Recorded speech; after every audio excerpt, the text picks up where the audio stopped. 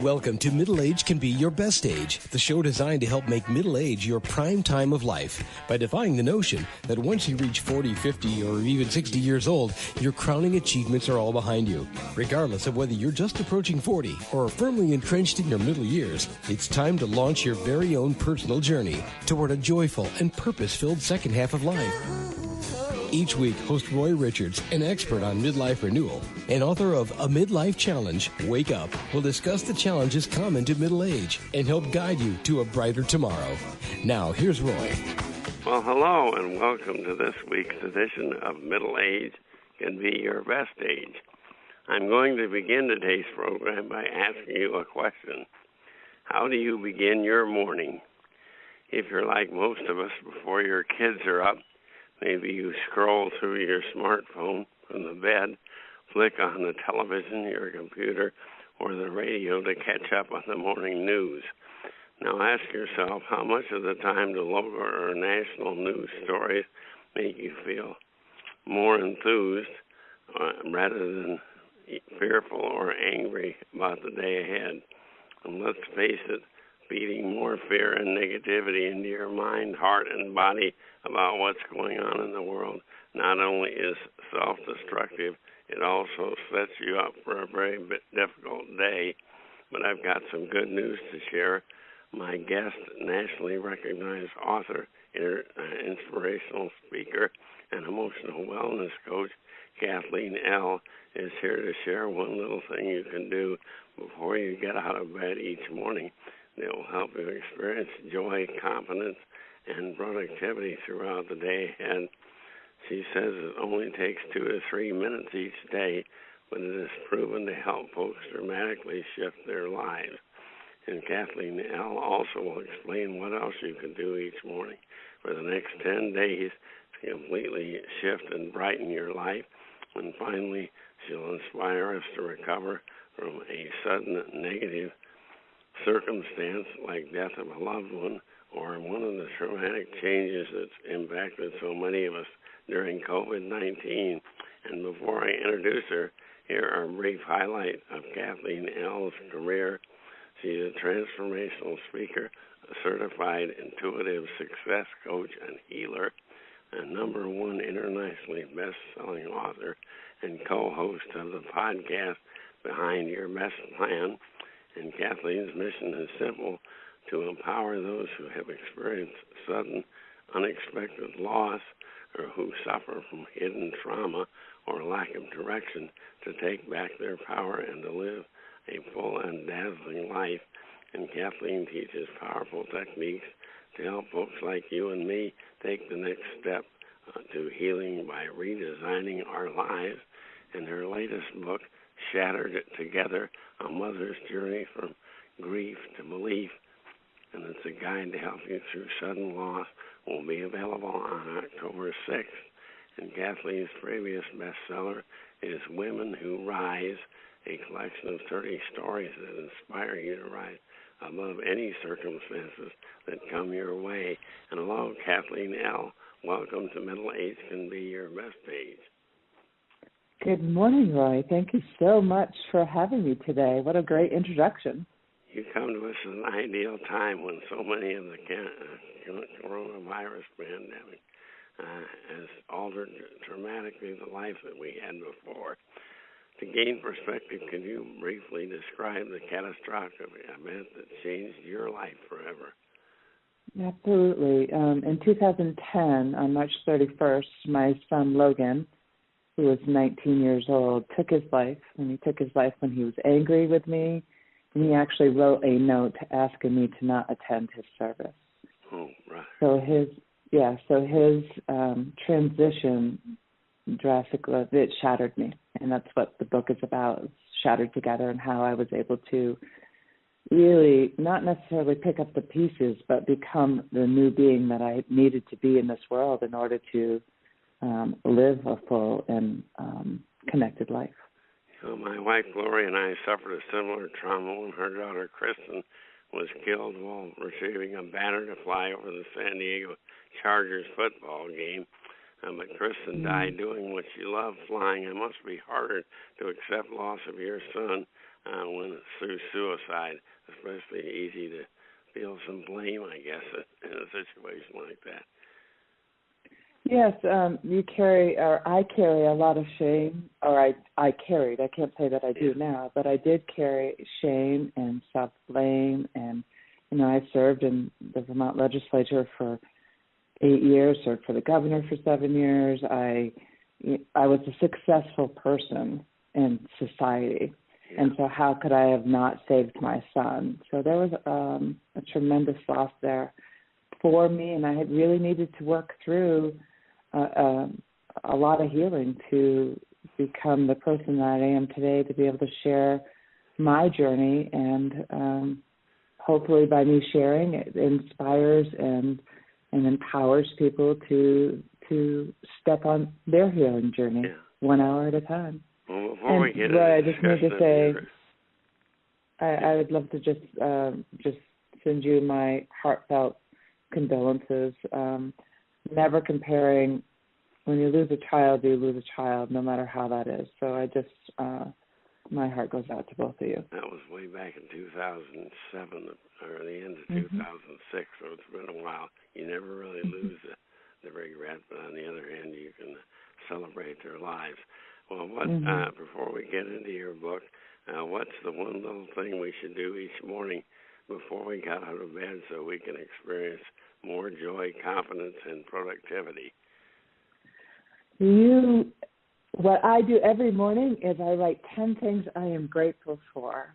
So when we start our day out with gratitude, we started out with being happier, we have better relationships. It can counteract depression and suicidal thoughts. When we're in gratitude, you can be grateful for anything, especially right now in COVID, where people are focusing on all the things that we can't do, or the isolation of being all by yourself, with COVID. And so if you can wake up and think of 10 things you're grateful for and actually write that down on a piece of paper, you shift your mind. Like you said at the beginning, most people get up and their mind already starts like, oh, what do I need to do today? How am I going to make it through the day? I've got to take care of the kids. I've got to work. Everything shifted. And so instead of starting your day with that anxiety, you can start your day with gratitude, because it's been proven. And then you add to it by looking at all the negative news reports of the spread of COVID-19 or political unrest, and et cetera, and it certainly doesn't add to your feeling of joy or confidence. That's do right. Do you come up with 10 new things each day, or do you often repeat the same thing you have gratitude for yesterday, you're also thankful for today? I think it varies. I think it's best to come up with something new every day. Yeah. I've been doing this for almost 10 years, so it's hard to come up with something new, 10 things new every day. And I am completely, truly grateful that I'm connected to the divine. I'm grateful that I have my daughter here. I can come up with 10 things, additional things than what I've already done today, because I live in that gratitude now. And truly, it changes your relationships and how you perceive other people's problems. When someone cuts you off on the road and you've started your day off with irritation and your coffee spilled all over you, and they cut you off and they cut you off, then that's going to permanently ruin your day. Exactly. Or you can say, wow, must be they're really in a hurry. Maybe I hope their family is okay. I hope that that they make it to work safely and they don't hurt anybody. It just shifts your whole perspective for the day. I usually say I hope that jerk runs off the road. Which is not what you should be saying. Well, you also mentioned that there are something you can do for 10 days straight to completely shift your perspective and your feeling. What is that thing we can do each morning? But it is being grateful. That is that every day, just be grateful when you wake up in the morning. I have a whole daily practice that I provide. That's meditation, gratitude, acknowledgement, self-acknowledgement of what you've done that you can be proud of for yourself, which very, very, very few people actually write things that they can acknowledge about themselves. We focus a lot on judgment of self, and once we start to shift that, we are able to see the light in other people. Well, I know you tell all your clients and coaching clients to do this morning exercise. You mentioned that they greatly transform people from all areas of life, including a woman in a miserable marriage to a veteran suffering from post-traumatic stress disorder. Can you describe a few of these circumstances that you know that where their life has changed from doing that? Sure. So one of my female clients that I was working with was really struggling in her marriage, which also bled over into her work environment. So there was conflicting relationships in her life, and so as she started to write her gratitude list, she started to see the things within her husband that she could be grateful for. And then her responses to her coworkers when they challenged her, she was able to shift that a bit and ask more questions versus becoming defensive about the situation. And she wrote to me and actually said that she was so grateful that I gave her this exercise because she really shifted her attitude. She started to be happier, and her relationships were better. And the veteran had PTS, post-traumatic stress, and he was a first responder most of his life, actually all of his life, professional life, and as he retired, he served overseas, I think 3 times. And so he saw a lot of pain. And so his response, he was just living with PTS, and I suggested that he just start his day off with the gratitude list, and he shared with me that I helped change his life because he, I think it was about a year later, he wrote and said the gratitude helped him to see that there was actually joy in the world, not just trauma.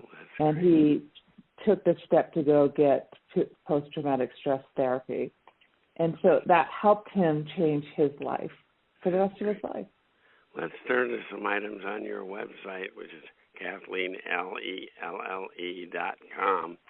On your site, you promise insights to be the very best you.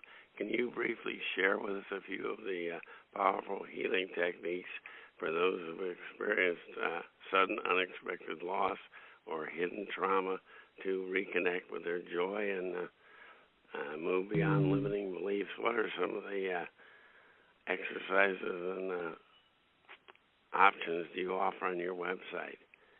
So one of the first things that I offer anybody who's experienced sudden and unexpected loss is the grief prescription, and it's the 3 Bs. It's be in the moment. So do your best to be in the moment, whether it's this 1 hour, 1 minute, 1 day. If you look too far out into the future, then you create additional stress and anxiety, because oftentimes when we're in the middle of that sudden and unexpected loss, we can't see how we can survive the long term. So be in the moment, do your best to be in the moment. The second B is to breathe.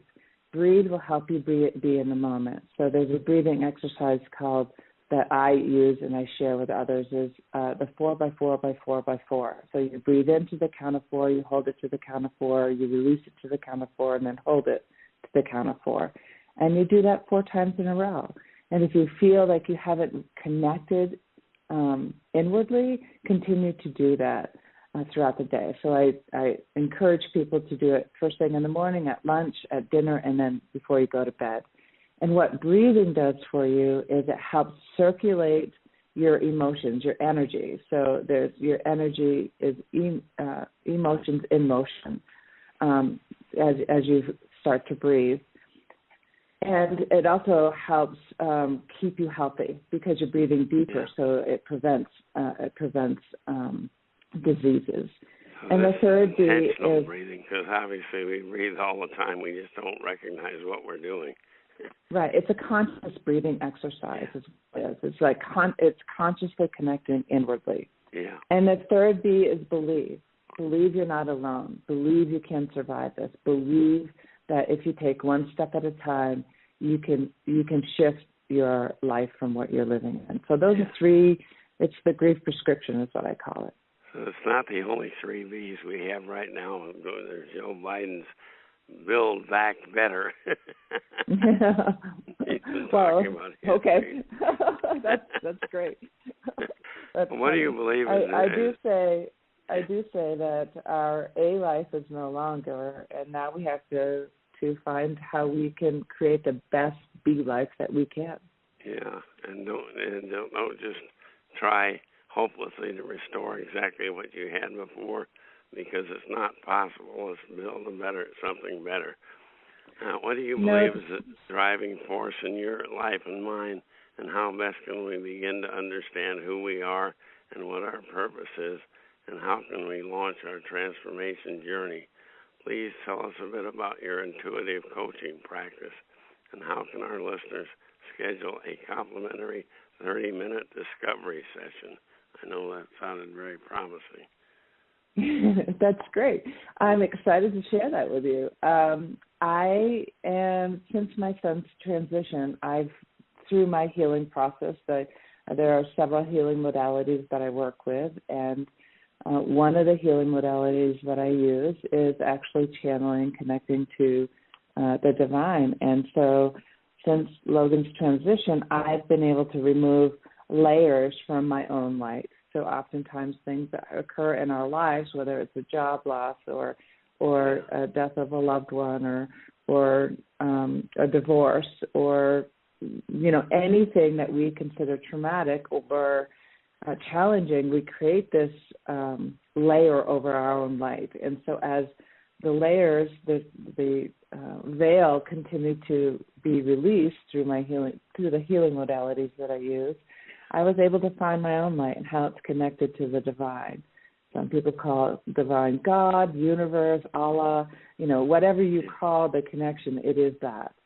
And the more connected that we feel, the more in line that we are with our purpose. And so there's the inner light that we know when things feel right for us. It's an easier flow. You're happier. When we're fighting against something or we're pushing against something, we also feel that in our body. Yeah. And so there is another healing modality that I'm actually in Colorado right now and just completed my master's program for regenerating images and memory. So it's RIM for short. And that is where I get to facilitate a process for the client to be able to locate what they've been holding limiting beliefs, blocks in their body. If they're able to go in and dissolve or create a new awareness around it so where it no longer has the hold over us. So on your website, you offer as a video a guided meditation on removing limiting beliefs. I love that meditation you conduct there. Where can our listeners go to attend this guided meditation? I guess it's right when they go to your website. Right. It's if they sign up, if they put in their email, then they'll receive a guided meditation. Yeah, I saw that. Yeah. That was very inspirational. Well, let's talk a little bit about your new book, Shattered Together. And this book shares your personal story as a single mother of a 19-year-old son who committed suicide from grief to inspiration. In addition to your personal story, I presume your book offers advice to women and men who have suffered from similar traumatic loss. You are a highly positive, inspirational coach today. What inspired you to shed the grief and self-blame you suffered through 10 years ago? So there's a couple of things I'd love to just share, if it's okay. I don't use the word committed anymore when we talk about suicide. And so educationally, I'd love to just share with you that dying by suicide or taking their lives or completed suicide are ways that we talk about it now, only because it takes away like they've done something to us. You know, we talk about crime as committed versus, and so suicide is a mental health illness, mostly, not always, and just more than 90% of the time, the people who complete suicide have either a diagnosed or undiagnosed mental illness.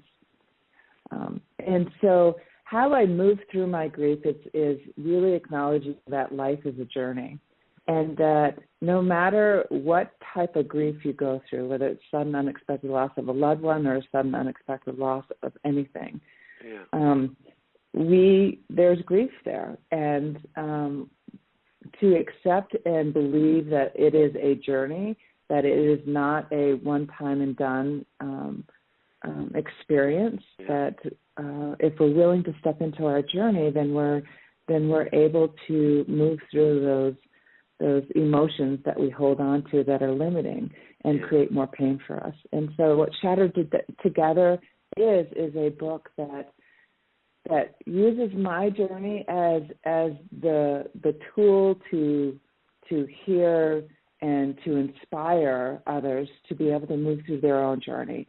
And at the end of each chapter, there is a daily practice that I share with individuals. So the book can be read as completely from page 1 all the way to the end, or you can just look at the index and just say, okay, which chapter is calling me? And you can actually go to that chapter and start there from your journey. So it really assists. In your book's introduction, you advise that you view death as a transition, not the final end of the person you love. Many survivors, including my wife Gloria and I, have received messages from departed loved ones assuring that they are living, thriving in the afterlife, but still present in our lives. Have you received any such assurance from your departed son, Logan? Oh, daily I receive the messages. Logan is my partner in my business. Right? Logan is my partner in life. And Logan actually helped write this book. And so I feel like it was a co-creation between me, the divine, and my ghostwriter that helped write it as well. Ghostwriter is a different term. Yeah, exactly. That's funny. Yes, exactly. And we've joked about that as well. And so there early on, and in the book it alludes to several different ways that Logan has shared his presence with me since he's transitioned. And one of the ways he's done that is through animals. Another is I've found when I sold the condo that we lived in, and I just asked him for a message saying, Logan, will you please show me a sign if this is the right thing for us to do? And I went to clean the oven, and there was a penny in the oven. And then I went to clean the freezer out, and there was a penny in the freezer. Now, why it's so important, like we can find pennies on the ground easily, and people can just let that go and say, well, there's pennies everywhere. Yeah. But a penny in the freezer and a penny in the oven was significant for Logan and for me. One is because you don't usually find pennies in the oven or freezer. No. And two, Logan loved to cook frozen chicken wings, buffalo chicken wings. Nice. And so for him to leave those signs in those two places, I knew that it was the right thing for me. Our daughter helped me find a pair of sunglasses I was missing and a refund check from the IRS. Wow, great. So that was pretty nice. I think that's the key, Roy. It's just really believing, and it goes back to the 3 Bs, believe that you're not alone. Yeah. Now, that people can take that differently in different ways. Believe you're not alone because other people have moved through what you're going through and reach out for assistance. But believe you're not alone because your loved ones, if you're talking about a death of a loved one, then really just transformed where they are. We have to get used to the fact that their physical body is no longer here. Yeah. And we get to create a new relationship with their soul, with their spiritual body. Yeah. If we're willing to, like, I just got chills through my whole body, so I know Logan's here right now. Yeah. You know, for me to be able to say that, he's just sharing with us that it is true that the spirit, the soul, is there with us if we're willing to believe and be open to what's there. In part one of your book, The Foundation, I was somewhat surprised with the title of Chapter 3, You Will Want to Make Changes, Don't. Why shouldn't we make changes to our lives to get away from the old memories that just make us suffer our loss all over again? What are a couple of changes you felt sorry for later? So the experts say don't make any changes in the first year after a sudden and unexpected loss. Oh, I see. At all, you know, especially the death of a loved one. Yeah. Because you're not going to be who you are in a year from now. That's and a good point. We are always constantly changing. We're always moving through, and we're not the same person we are today, a year from now, and especially when you move through a loss, especially, I'll speak from my point of view, the loss of my son. I was not the person I was when Logan died 5 years later. No. And so if you sell your home or you get married, it's only going to cause you more pain, and it's going to cause other people more pain if it wasn't already part of your plan. Oh, I understand totally what you mean, what you're saying there. That makes a lot of sense.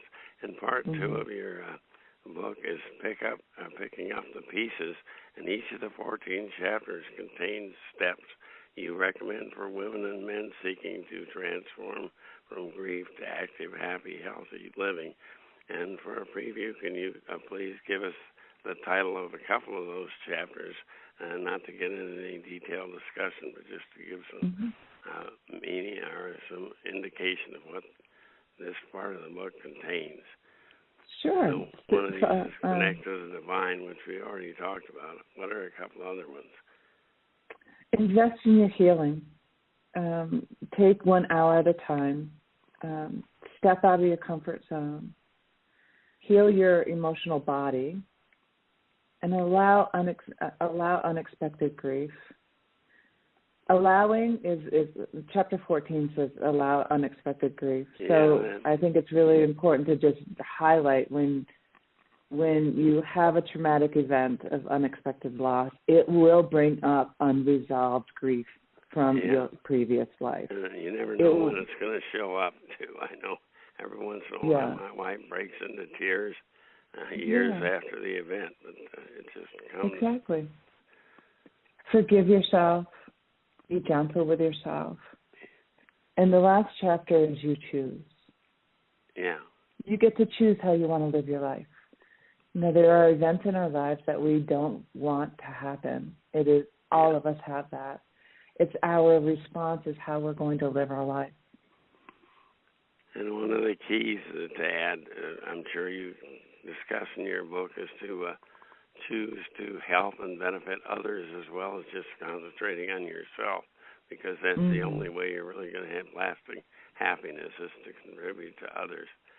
So I think that's extremely important. Agreed. Well, where's the best place for people to go to purchase your book or once it's available? And between now and October 6th, how do people follow the progress of it? And can it be pre-ordered, or how about that? No, it's going to be launching October 6th, so mark your calendars. And purchase on October 6th, you can do that through Amazon. You can go to my website at CathleenElle.com. And all my social media, Facebook, Instagram, LinkedIn, is all Cathleen Elle Inspires. And Twitter, it's Cathleen Elle. So it's my full name, and it's Kathleen's with a C.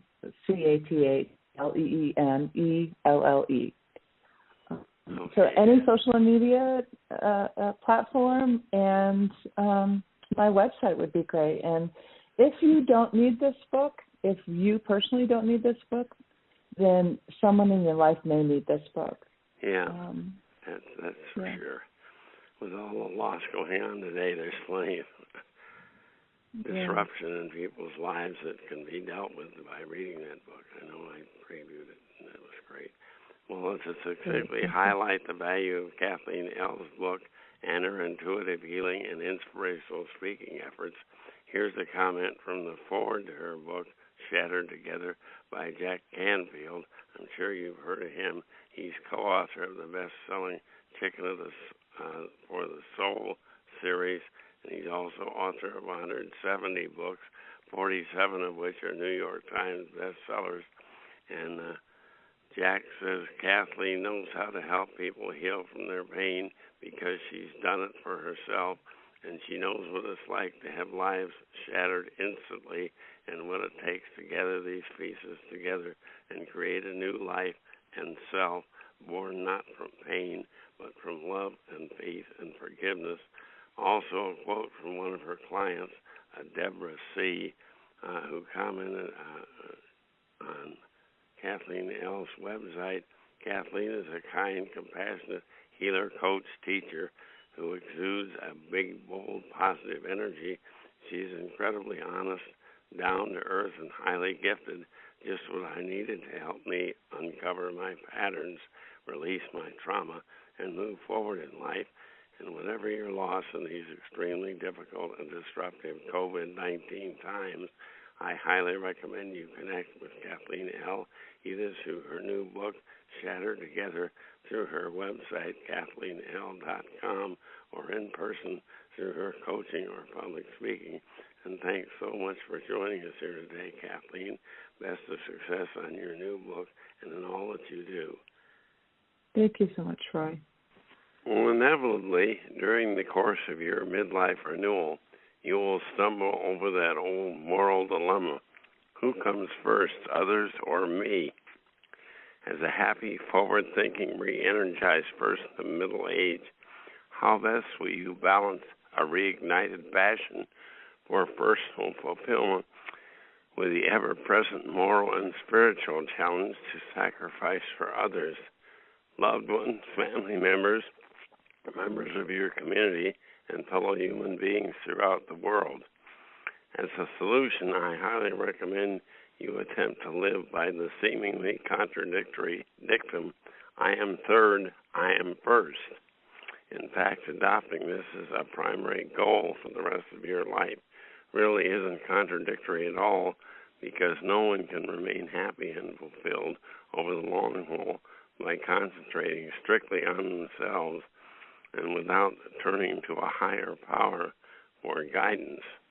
You can't renew in a vacuum, and you won't remain energetic and stress-free if everyone around you is miserable, or the whole community, your country, or the entire planet remains in a state of turmoil and others are taken advantage of. I suggest we all seek what I refer to call it a self-pleasing service mentality. By definition, this mindset permits a renewed, caring individual like yourself to satisfy personal goals and aspirations, I am first, while at the same time dedicating energy and resources to God, the divine presence, however you refer to God, and to humankind's common good. In other words, I am third. I'm so confident that this dual objective can be accomplished. I make all of you this solemn promise. As a renewed, fully rounded woman or man, you will become extremely confident in your ability and prospects for a bright future, but you also will be more than willing to sacrifice selfish gain or immediate self-interest in service to the Supreme Being and to those around you. Moving forward, I recommend that you seek life balance through what I call enjoyable servanthood. Every man or woman, boy or girl, has their very own unique blend of talents and preferences. The secret to the good life is to combine personal satisfaction, earning a living, or volunteering only for activities you thoroughly enjoy and are uniquely qualified to perform, with the goal to serve others, but also enjoy yourself. Service that provides value or lightens the load for at least one other fellow human being. If you enjoy cooking, offer to prepare meals at your church or a local homeless shelter. If you relish business planning and execution, offer free counseling to disadvantaged or minority entrepreneurs seeking to start up or grow their businesses. On the other hand, never feel good over turning down a request for something you're not good at, like say no to a request to MC a local event if you loathe public speaking. And if you do an excellent job at something, don't be hesitant to accept accolades, but never accept an assignment or become dependent on the need to receive accolades to accept it. You need only to please yourself. You did the best you could for a cause you strongly support. Never forget the motto, I am third, I am first, and the goal of enjoyable servanthood. It will take you a long way down the path of a happy and enthusiastic second half of life and productive. And tune in next week when we'll explore the concept of employ and enjoy the material assets that we have. You need to both enjoy and employ them, and if they aren't enjoyable, don't have them. Please take time out this week to preview my book, which is a roadmap for midlife renewal, a midlife challenge, Wake Up, by Roy C. Richards, and you'll find my book on Amazon, BarnesandNoble.com, or through our website, middleagerenewal.com. Bye for now. Stay safe. Talk to you soon. You've been listening to Middle Age Can Be Your Best Age, hosted by Roy Richards, an expert on midlife renewal and author of both A Midlife Challenge, Wake Up, and Wake Up, Captain and Crew, Restart Your Engines. You can learn more about Roy and his Middle Age Renewal Training System by visiting his website, middleagerenewal.com.